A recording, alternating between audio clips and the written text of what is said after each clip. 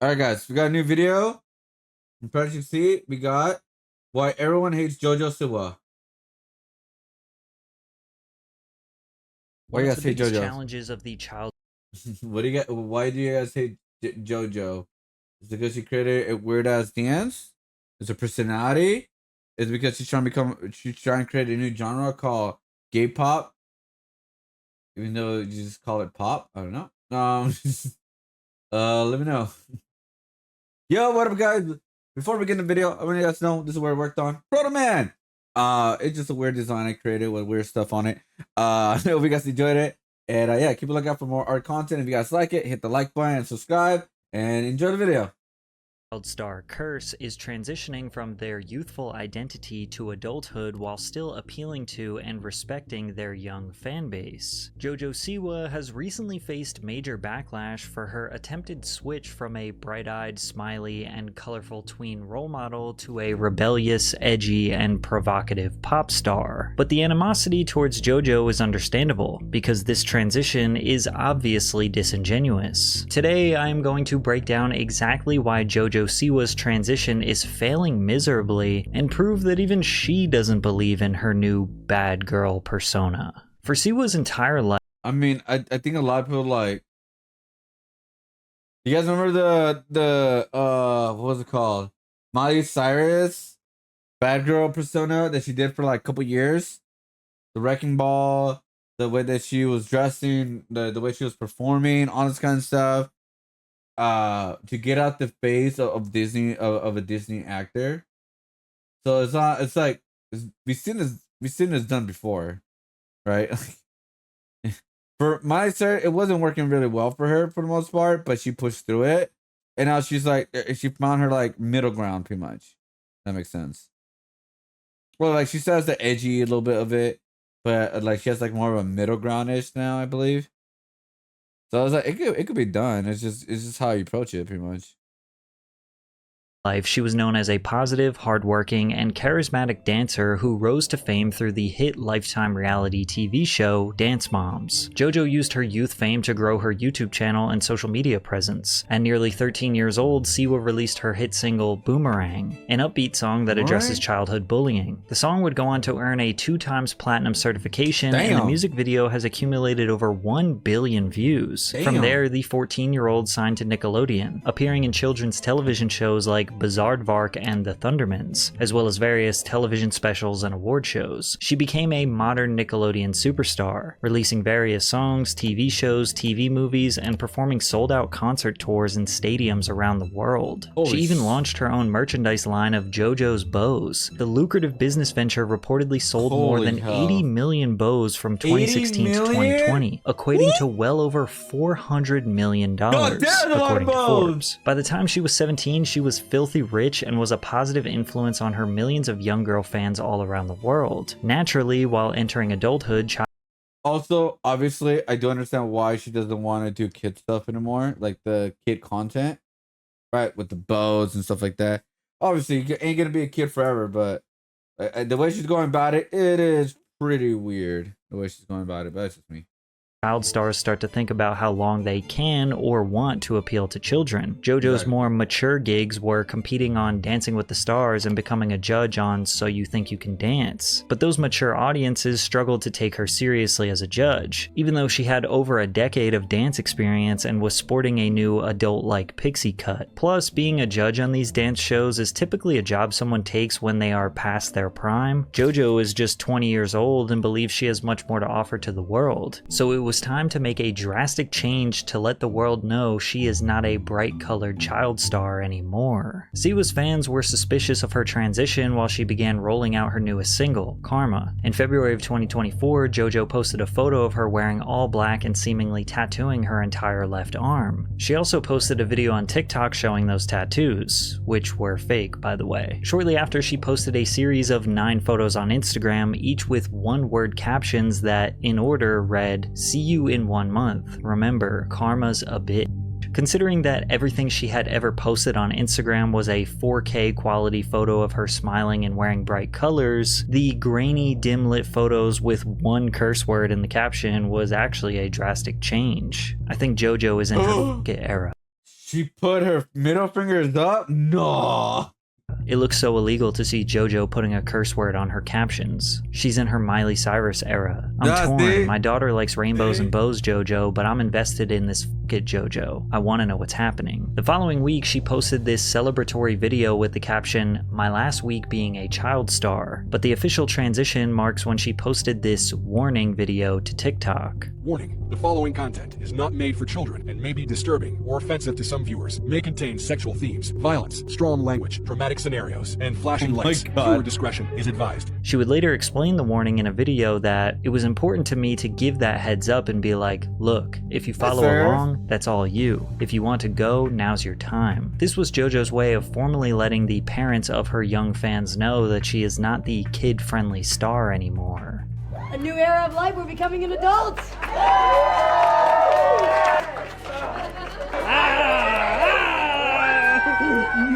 How many tits are gonna pop out today?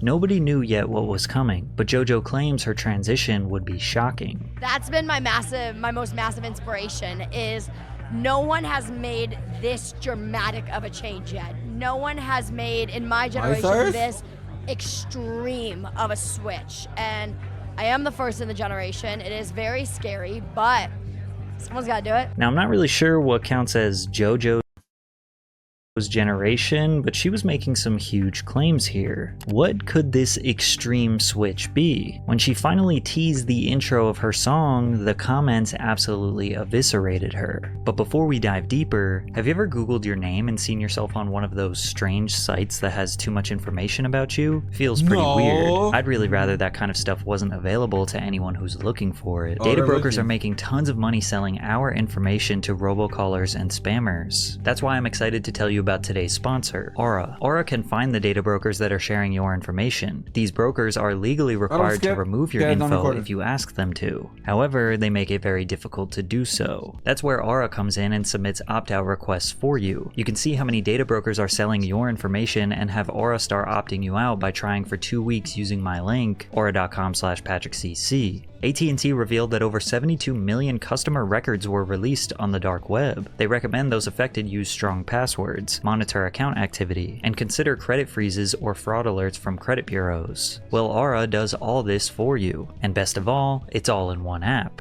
If my info was compromised in the AT&T data breach, I wouldn't worry, because Aura would already be protecting me. Let Aura protect your information and keep you safe online. You can continue to let people exploit you and profit off your private information, or you can go to aura.com/patrickcc to start your 2-week free trial. Link is in the description. Thanks, Aura. When JoJo Siwa finally previewed her highly anticipated song, people in the comments were ruthless. It sounds like Spotify ads. Is this literally Lab Rats music? It sounds like Fortnite default emote music. This is Party Rock Anthem. The beginning of her song starts out with the lyrics, "I was a bad girl. I did some bad things." And she also says that she was a wild child, which just led to more and more negative reactions in the comment sections. The song was most definitely viral before it even got released, but not because people were dying to hear it. It's because people were making fun of it. Yet JoJo claimed that something crazier was still going to happen. Everyone's been talking about the song, oh, this about the song, that about the song. No one's even questioned the music video yet. I'm about to start sharing some things from the music video, and that's where shit gets real crazy. But then when she started sharing the music video snippets, I guess the craziness was supposed to be the sensual dancing, or maybe this Blades of Glory inspired outfit, or maybe the Kiss inspired makeup, or maybe that the setting is on the island above Bikini Bottom. Adults looking at JoJo's imagery ironically look at this like a kid who's trying so hard to be an adult that it just makes her look even more like an uncomfortable kid. Some of the most respected people. She's like what do you call it? She's like literally going on an emo phase, just like how almost every teenager goes through some way, some form. So I would not like make fun of her of that, because I think a lot of us have gone through an emo phase one way or another. Let's be fair. Who has gone into an emo phase? You know, you guys have gone into emo phase. Well, I don't know how to say it like that, but all right. In the world have come up to me and been like, what you're doing right now is so right. It is so right. It is what the world needs. Like, I am learning from what you're doing right now, and that's crazy to me. I mean, I heard that from Lil Nas X yesterday, Heard it from Megan Trainor a few days ago.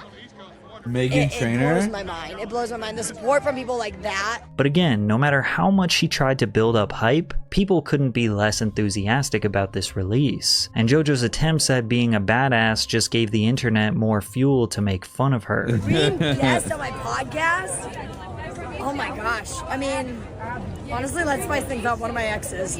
Oh?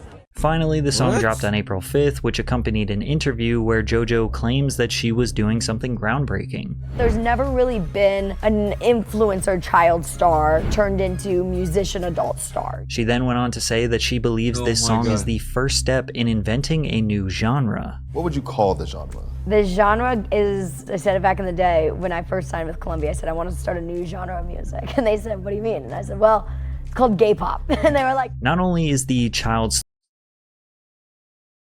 Yeah.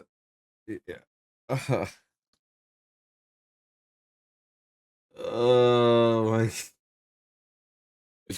Oh yeah, Ariana Grande's another one. Oh my god. I don't know like a lot of these stars, but yeah, there you go. Ariana Grande. star turned pop star extremely common, but the song she released is structured exactly like any other dancey, chanty, power chord driven pop song reminiscent of the likes of Lady Gaga, Kesha, Carly Rae Jepsen, etc. Less than a week later, she corrected her statement, telling TMZ that she definitely was not the inventor of the style, but rather wanted to be a piece in making it bigger than it already is. Walking back her comments was her first misstep. She hyped up this era like she was doing something generational. She should have just doubled down on her statements and been like, yeah, I invented gay pop, what are y'all gonna do about it? We all agree it's a ludicrous statement, but she already said it, so now you gotta stand on it. Yeah, Don't be all like, well. oh no, this is what I actually meant.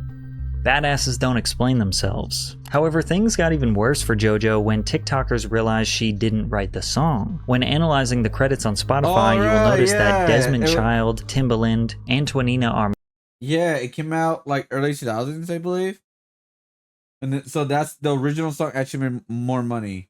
Well, I don't know more money than that song, but the one that she released, but yeah, she made money. Motto and Of that Tim song James and her are original credited song. as the writers, and Rock Mafia as the producers. Antonina Armato is a well-respected songwriter who wrote hits like This Love by Maroon 5 and The Heart Wants What It Wants by Selena Gomez. Armato also wrote for Miley Cyrus during her Disney Channel era. Because of this, people suspected that the song was originally written for Miley's breakout moment into adulthood, and they also found this 2012 tweet that may have supported that theory. Big thanks to Timbaland and Rock Mafia for a great collaboration on #Karma's a bitch. And then Miley responded and said, don't forget me, bitch. But Miley never released a song called Karma, and we don't even know if she ever recorded a demo for this song. We would later find out that Britt Smith, an artist basically nobody has ever heard of, was actually meant to release Karma back in 2012. Rock Mafia back in the day. It was supposed to be my first single. Things changed and I went with Provocative instead, and shouldn't have done that really. We should have gone with Karma. That was my first choice, but label things got in the way and I kind of was led in that direction, and we went with Provocative, and then I left the industry after that. Britt and JoJo's versions are almost exactly the same. The lyrics are word for word the same, and the structure of the song is nearly one-to-one. But Britt's version is so much more dynamic. It is less power pop driven. I believe she said that she wrote it, or it was like a wrote. I think she said she wrote it. I could be wrong about that, but I swear I think she said she wrote it. And feels more like a classic 90s/early 2000s dance banger. Plus, Britt is a better vocal performer. But once this information came to light, TikTok exploded with viral videos claiming JoJo stole this song. The narrative shifted from JoJo is cringe to JoJo is cringe and a thief. The craziest part of this whole situation is that Britt Smith got approval to release her version of the song just 1 week after JoJo released hers. Obviously. Fans liked Britt's version so much it nearly outstreamed JoJo's, securing 5 million streams and reaching number 6 on Spotify's viral. Bro.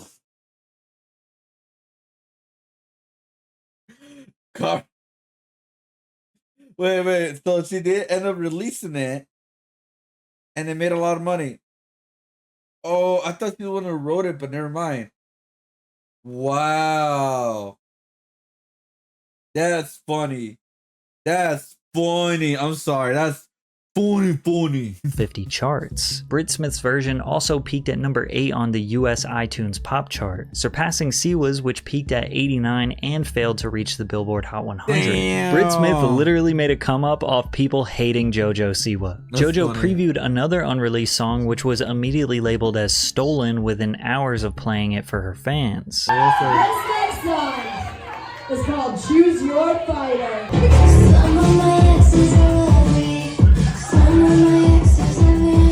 TikTok users immediately remembered a different artist called Emmeline who previewed the exact same song in 2022. What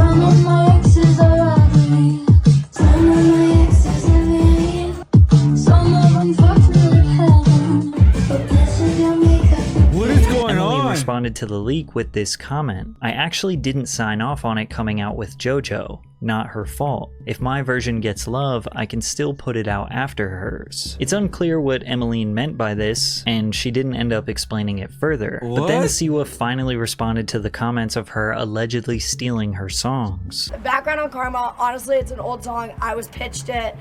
I loved it, was obsessed with it, so I grasped onto it. Why not that instead of a new song? No, that's a very normal thing. A lot of songs are. Okay. What happens is people write songs and then they just don't do anything with them, and then a few years later it makes more sense for another artist. No, Did you steal it from Brit Smith? I did not steal anything.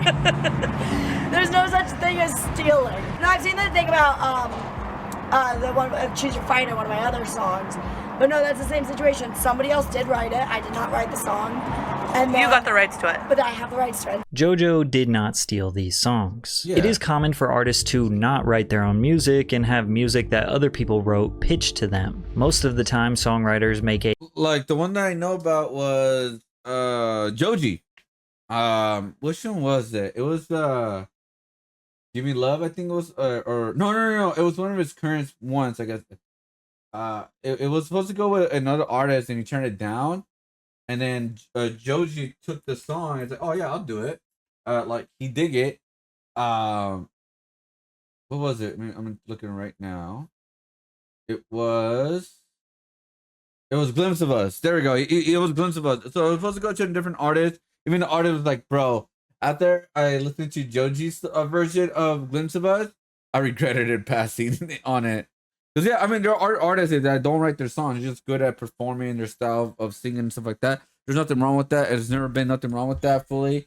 It's just people that claim to write the songs. It's just like, okay, yeah, you're bullshitting. Like that's where people have a problem with it. But yeah, for the most part, it's like, yeah, not everybody could be a very talented to be a writer and a singer. Some people are just singers. Some people are just writers. Just how the world works. a batch of songs and send them out to multiple artists, and whoever is the first to buy the rights and release the song publicly is the legal owner of that song. 99% of your favorite artists have worked with songwriters. Yep. The one caveat to this is that JoJo's preview of her Choose Your Fighter song was not even her voice, so she didn't record her version of it yet and previewed it thinking nobody would realize it isn't her singing. But JoJo is being way too open about her lack of songwriting. She is cosplaying the bad girl while trying to explain, no, you guys don't understand how the industry works. I'm not a songwriter, I'm just a performer. When has any major pop artist ever explained exactly how they don't write their music? It ruins the aura, the mystique of being an artist. How is anyone supposed to connect with your lyrics and brand after you blatantly said you don't write your words? Like, we know that you and every other pop star in history don't write their own songs, but don't say it. And you can tell even she knows she shouldn't talk about it, because listen to her. Yeah, it's like it's like wrestling. We know wrestling is not like real, but the storylines are cool and there's cool ass stunts. But we don't want to talk about it like, hey man, it's fake. You know what I mean? Like, come on. Stutter and hesitate to speak on her writers in this interview. Honestly, I wrote this rap song called "The Lies Sound Better." Sure. I told my writer, I was like, look, faster than Busta Rhymes. I was like, challenge me. But the main reason why nobody is taking her seriously is because she is trying to push this bad girl era, but everything she does just proves that this persona is not genuine. Firstly, let's just get this out of the way. The Kiss-inspired makeup has to be the least authentic thing any rebellious person would ever do. Then again, it's perfectly fitting because Kiss was basically a glorified children's band. Their music was considered badass and rebellious if you were ages 8 to 13 in 1960. 1975, which are likely the ages of people that currently think JoJo Siwa is badass and serving rock star looks. JoJo expressed that her goal was for her bad girl moment to be reminiscent of Miley Cyrus's bangers moment. When I was 8 is when Miley had her bangers moment. And I was like, all I want is to have that one day. Like, I want that. And honestly, since I was like 15, like my whole like inner circle has been like talking about it and like getting excited for it. JoJo even copies Miley's signature tongue out pose, which, if you can believe it, was controversial in 2013. And yeah, Miley is definitely a legend, but it's important for JoJo to recognize that Miley was actually bad. Like, Miley was smoking salvia out of bongs, twerking on Robin Thicke at the MTV VMAs, wearing basically no clothing for all her public appearances in 2013. She was taking extreme risks and got so much backlash for it. The fans, the media, and other celebrities called her trashy, a stripper, pathetic, every horrible name to rebuke her antics. And Miley did not care to explain herself nor satisfy anyone. She just kept doing her thing because she felt so trapped behind the child star brand for years. Miley constantly detailed in interviews how she resented the Hannah Montana character. She hated wearing the wig. She hated doing the press. She felt like a fraud to her young fan base. Miley was trying to do whatever she could to escape the Disney image, even if it meant losing her young fans and the financial benefits that came with it. She even had a multi-million-dollar merchandising deal with Walmart in the works that she lost due to her antics. Yeah. I mean, I think that's how you're supposed to do it. Just don't talk about it. Don't be so open about it. You know, there's some things you can be open about, but like some things just, hey, man, deal with it. You know what I mean? And she did not care. You could say in hindsight that what she was doing was trashy, but it was at least authentic. It seems like JoJo is talking up this transition more than fully diving in. Even the tattoos on her arm were fake. Well, most of them were. Just furthering the idea that she is half committed. She seems half committed because maybe she doesn't want to lose all her previous fans that made her a multi-millionaire. Remember, she sold $400 million in bows. Maybe she thinks she will be able to draw on her face, do a promiscuous dance, and sell $400 million in records. But music is way different than TV or even dance. It's not even about talent. It's about depth, lifestyle, attitude, parasocial connections through lyrics and mystique, all of which are extremely difficult to fake, and people know JoJo is not actually a badass. Like, look at this video of what she claims is a reckless or unhinged statement. The last few weeks, the internet has definitely made me feel like I'm a f***ing psychopath. I realized something. I am a f***ing psychopath. And this is some shit that only I can do. She really thinks calling herself a psychopath is some rock star shit. She already refers to her music video as iconic. JoJo seems to lack the understanding that she doesn't get to declare herself as badass and iconic. Other people have to do that for her. It's like declaring yourself a legend or putting yourself in the Hall of Fame. You don't get to do that. Other people determine your public perception. It's like she wants the credit before ever putting in the work. Plus, she has the money, time, and resources to actually put in the work. Put in the 10,000 hours to grow and change into the artist that she claims she can be. Like I said, I will never ever claim to be a singer. Yeah. But I will claim to be an artist. Okay. I am giving the world art, and they might not like it, they might hate it, but they're enjoying it. And it's become a bit of a guilty pleasure for everyone. But she likely has agents, managers, and yes men saying, no, you can do this. You can be whatever you want. Yeah, wrap your Lamborghini Urus with PNG cutouts of your face. That's what all 20-year-olds wish they could do. But easily the one thing she did that diminished all her credibility during this transition is straight up admit that she was never bad. I got pitched this song, Karma. And its the first word is, I was a bad girl. And I was like, oh, it's a good song. I was like, but I can't say that. I can't say I'm a bad girl. I'm not. I was 18, fresh off of my Dream the Tour. And I was like, I can't say I sang Every Girl's a Super Girl last week. Like, I can't sing I was a bad girl this week. It doesn't work. How is anyone supposed to believe in your new image when you don't even believe in it yourself? Money, welcome back. Ooh, morning, welcome back. Stop it. By the way, that little screen right there costs like $100. Anyways, I don't know if it does. I'm just saying, I'm bullshitting. Anyways, with JoJo, yeah, so they would have what did we saw a video of Sunny V2 was the dream? It's like, if you're not authentic, if you're not trying to be real with it, people will notice it for the most part, right? Especially for like these type of music people or content creators, what you want to call it. That's why a lot of people didn't like the YouTube era of like music at that one point. Oh god. But yeah, she's a Steven Seagal of pop music. That's actually a perfect way of describing it. I just saw the best music video of all time. Who made it? I did. Okay, now I saw people hate her. Oh. She is literally the Family Guy lesbian chair site. Wait, what? I think Patrick now why this isn't working for JoJo. Ironically, is almost any other phase of life being transparent and honest makes you more likable, but certainly not in the music industry. Yeah, he's got to keep some mystery. People love mystery in the entertainment industry. You don't want to showcase everything, right? Especially in your music, actor, personality, influencer. Like you maybe want to be your authentic stuff, but you don't want to showcase everything, right? You want to hide some stuff, right? I think Patrick now why this isn't working or that actually as soon as I saw public defendant Colleen, I knew she was not good. All right, the what was it? The ukulele? I think that's what it was. Mom, can we get Miley Cyrus? We have Miley Cyrus at home. Miley Cyrus at home. Everyone hates cringe. She was cringe before and she's more cringe now. But she still has fans, which is a crazy thing, honestly. Like, what the hell?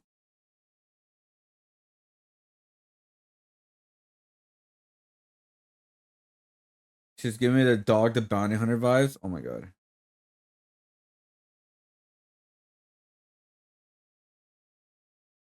Calling Lil Nas X and Megan a trainer is some of the most respected people in the world. It's just insane. I don't know if that's true or not. I have no idea. I don't know. Are they? I don't know. I legit don't know. I legit don't know. I don't know if people know that what iconic means. Michael Jackson, Bowie, Donna, Summer, the best people in the define their genre are iconic. They're worthy of oh yeah, the word of the name, pretty much, yeah. Word of the genre. Chris Smith arc is honestly the funniest thing ever. Yeah, I don't know, man. It's just not working. Like you don't have to be the bad girl as soon as you turn 18. Like the persona for music. You don't have to go that realm. You know what I mean? I don't think Taylor Swift did it. I don't listen to her music, but I don't think she ever did it. You know what I mean? So, I don't know. But yeah, I can see why people are like not liking her at all. I gotta fix this goddamn camera. Goddamn. All right.